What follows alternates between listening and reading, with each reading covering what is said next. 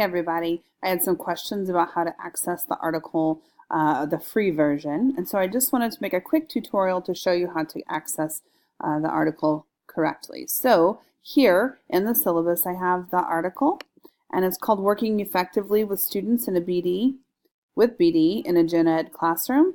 So I'm going to copy the title, only the title. The rest of the information is extra, so I'm just going to take the title here, and then I'm going to go to the library database. Looks like this on the HLGU Library's website.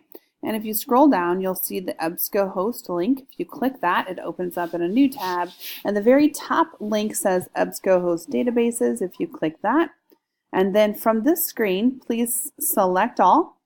Hit continue because you never know which article or what magazine or what journal that your article will be found.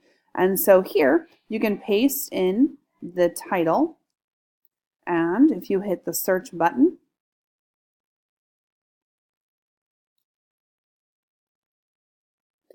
and it came up as my very top one as full PDF text. So if you click on the article, you can see a lot more information about it.